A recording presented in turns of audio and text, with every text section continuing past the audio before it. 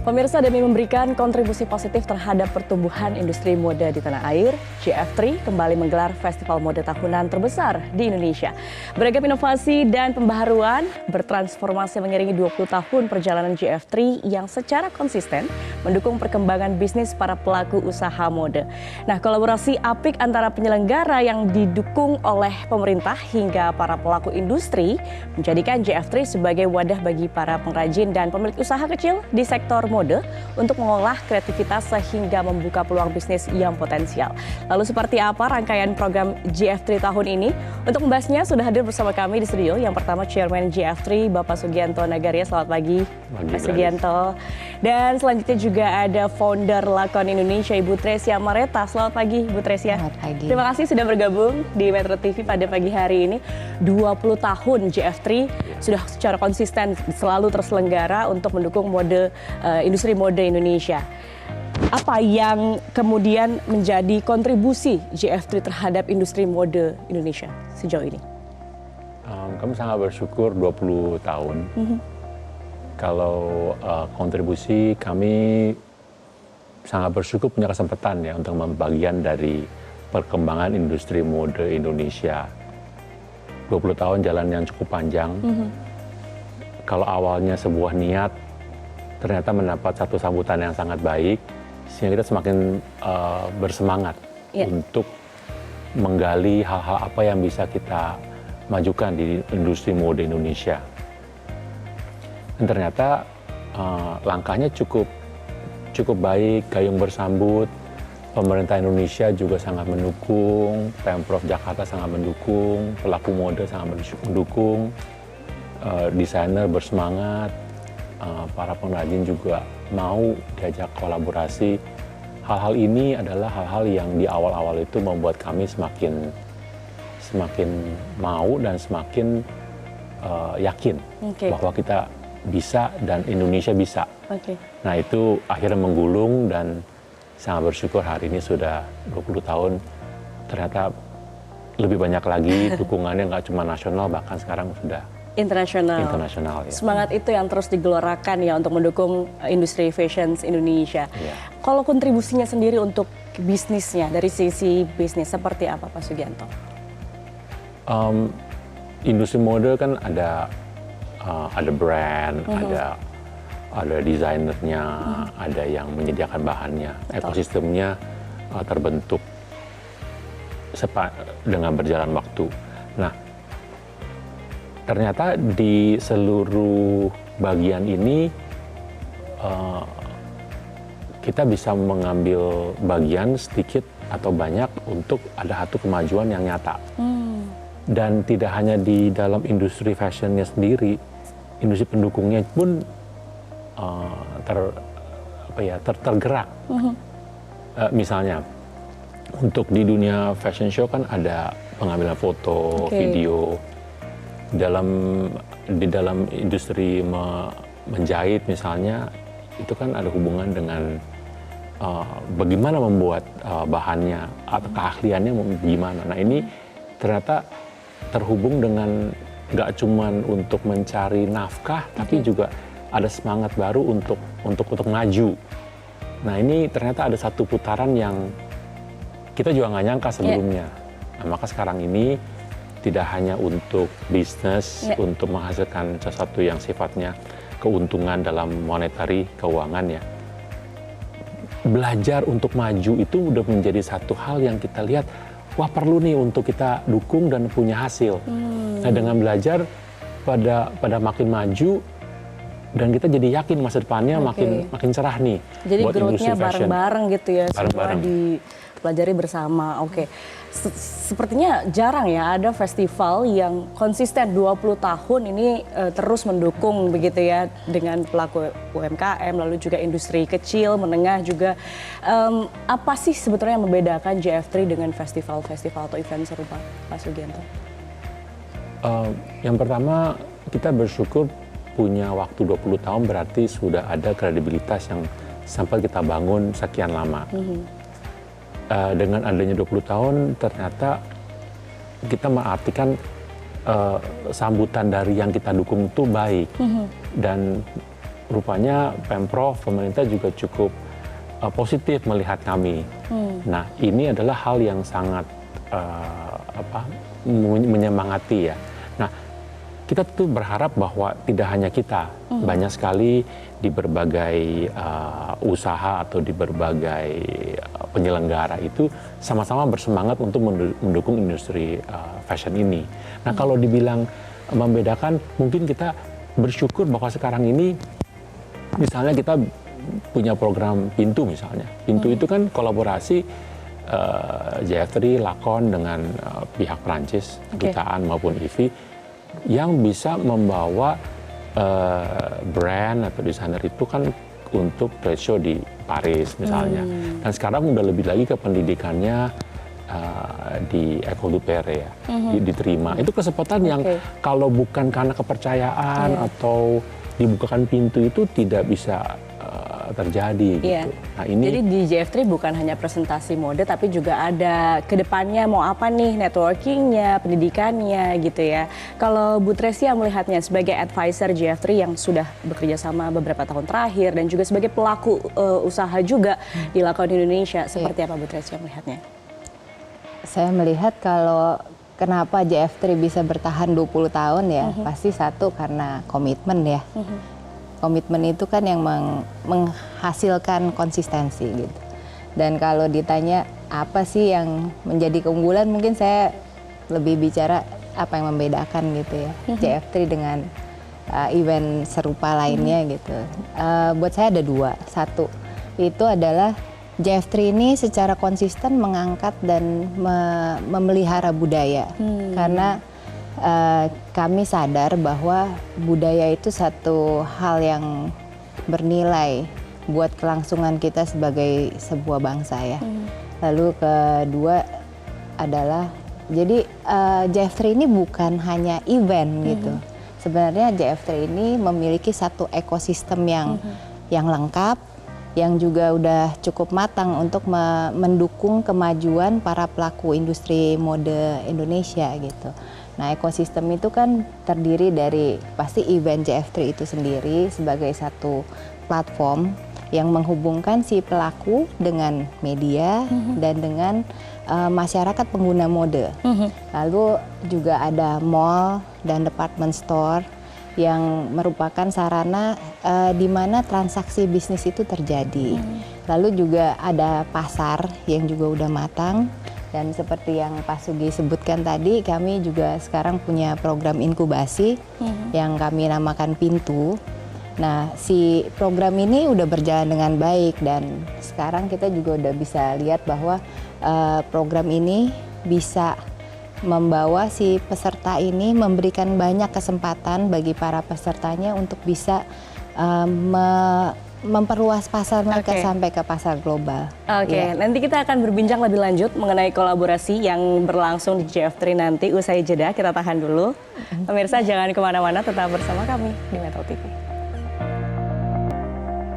Kembali Selamat Pagi Indonesia, pemirsa, masih bersama Pak Sugianto dan Bu Tresia. Kita masih bahas soal JF3 yang akan berlangsung 25 Juli sampai 4 Agustus ya Pak ya. Pak, kalau untuk yang JF3 yang akan berlangsung ini, siapa saja yang akan dilibatkan, pihak-pihak yang dilibatkan dalam kolaborasi? Tentunya Kemenparekraf, Pemprov DKI Jakarta yang konsisten mendukung, media, Metro TV, para desainer, pengrajin, industri pendukung fashion, pihak Prancis dari Embassy dan IFI, ya banyak pihak yang selama ini mendukung terus konsisten. Contohnya Maratilar juga terus mendukung selama 20 tahun. Itu hubungan yang sangat baik selama ini. Kalau desainer, UMKM dan partisipan lainnya, siapa yang diajak untuk bergabung di JF3 tahun ini? Kita terbuka ke berbagai pihak, banyak brand, 66 desainer, 550 peserta, model dan sebagainya. Ya dukungan sangat besar, tiap tahun agak sedikit nambah. Selalu nambah ya. Angka yang bukan main-main ya, ini besar sekali keterlibatan berbagai pihak untuk mendukung JF3 tahun ini, tahun yang ke-20. Kalau Bu Tresia sebagai advisor JF3 yang sudah membersamai beberapa tahun terakhir, transformasi apa saja sih Bu yang Ibu perhatikan berlangsung di JF3 dari tahun ke tahun? Ya, JF3 sebenarnya, sorry. Jadi JF3 ini sebenarnya 3 tahun belakangan ini ya kami melakukan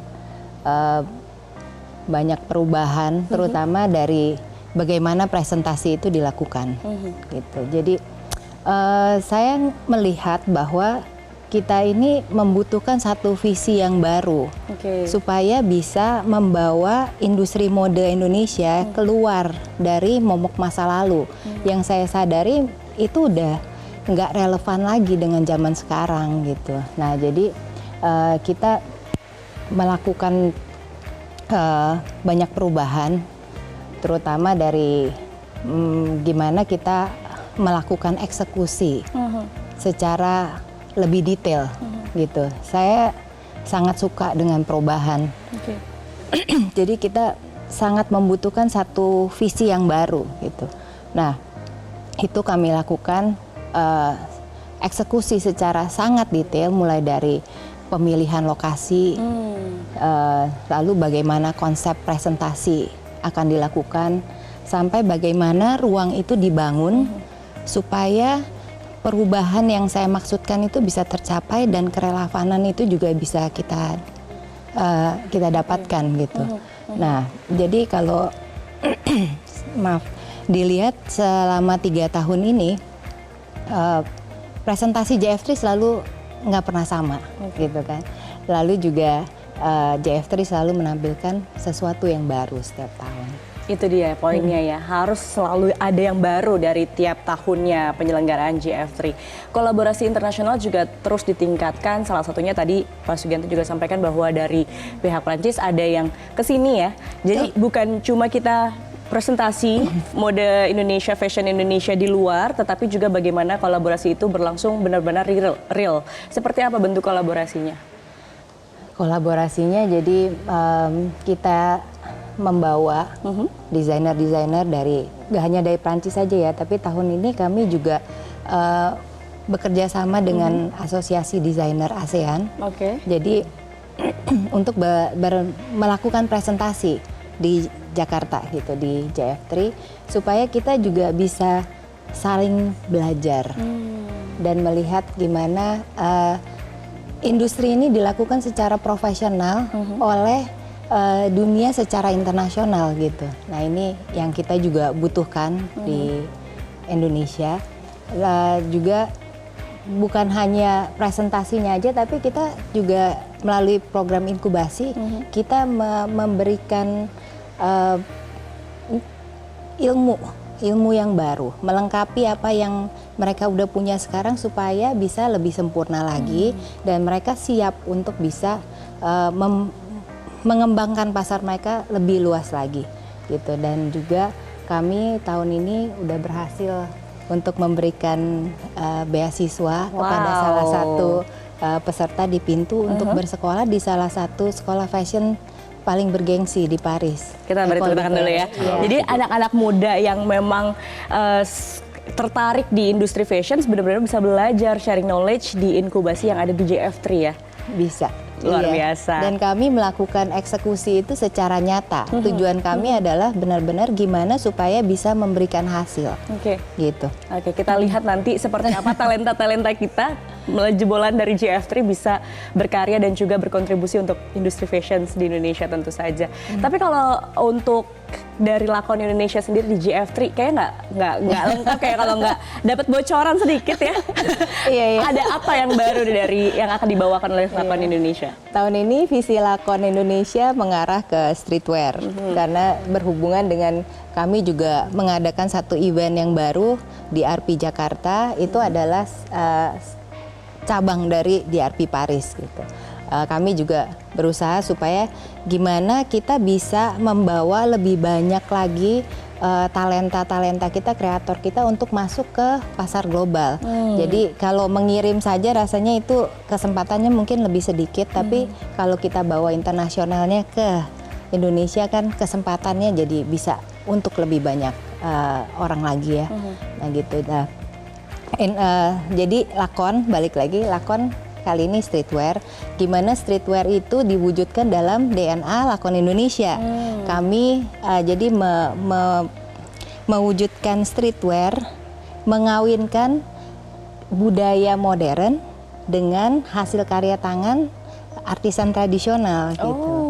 Nah, dan seperti biasa setiap tahun Lakon memilih satu artisan untuk bekerja sama dalam membuat koleksi. Nah, tahun ini kami Siapa bekerja nih yang sama. dibawa? Iya itu. Tahun ini kita bekerja sama dengan Dudung, maestro batik dari Pekalongan.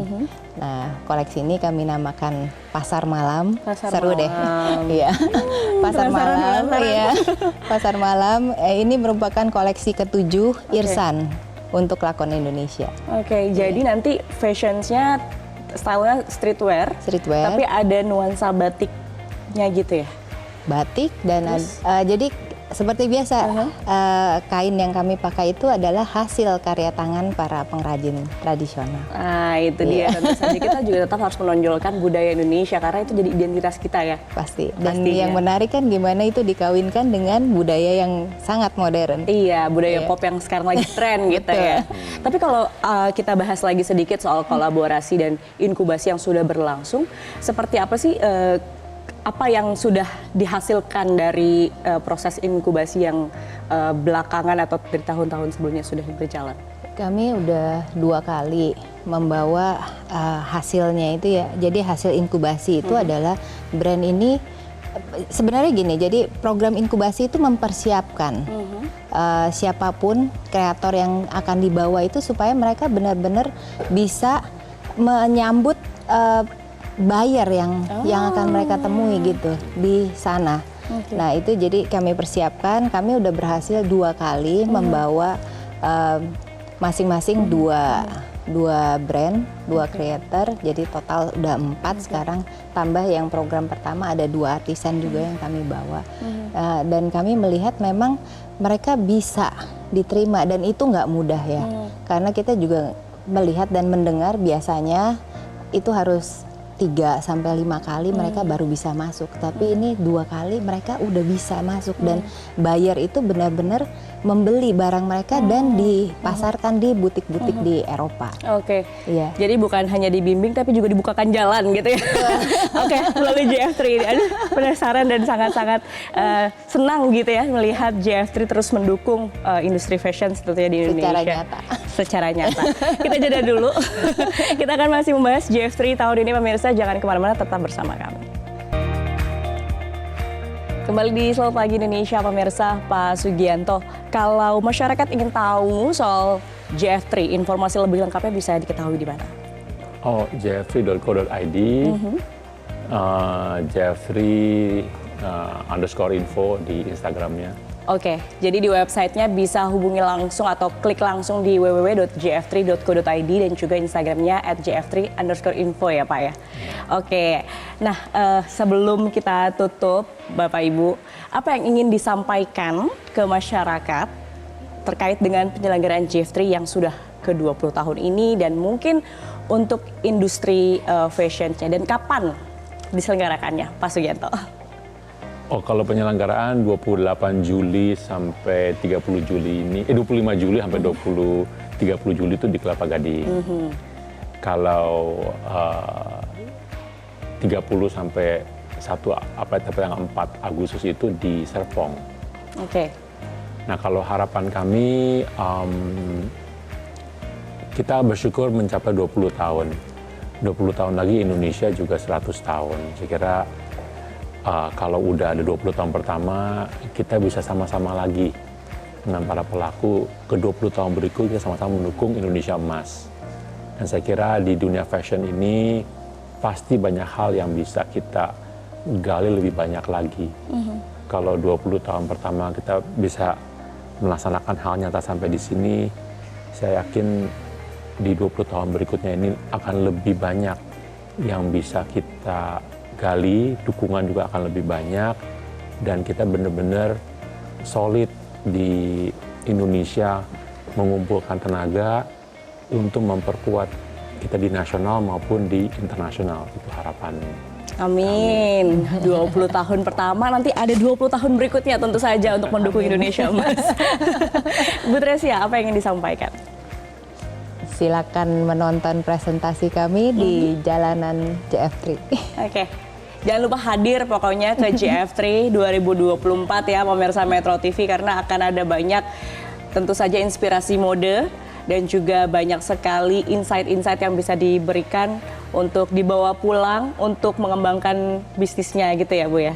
Betul. Banyak sekali aktivitas baru yang sangat menarik, saya rasa nggak cuma buat Merhati Fashion aja, tapi juga kaum muda. Ya, kita juga di DRP kita menyambut, kita menggandeng banyak komunitas seperti skateboard, basket. Jadi aktivitasnya juga akan banyak. Selain memperkenalkan street fashion, kami juga membawa budaya itu. Oke, jangan lupa hadir, pokoknya ada banyak hal baru di JF3. Ya. Kita tunggu, jangan lupa hadir. Dan kita ketemu nanti di sana tentu saja. Siap. Bu Tresia Mas Sugianto, terima kasih banyak sudah hadir di Metro TV, dan semoga kita dukung terus industri fashion Indonesia bisa maju bukan hanya di dalam negeri tapi juga di dunia internasional. Oke, terima kasih juga pemirsa atas kebersamaan Anda. Beberapa jam terakhir kita sudah bersama di Selamat Pagi Indonesia. Saya Gadis Bianca mewakili kerabat kru yang bertugas pamit undur diri. Selamat pagi, sampai jumpa.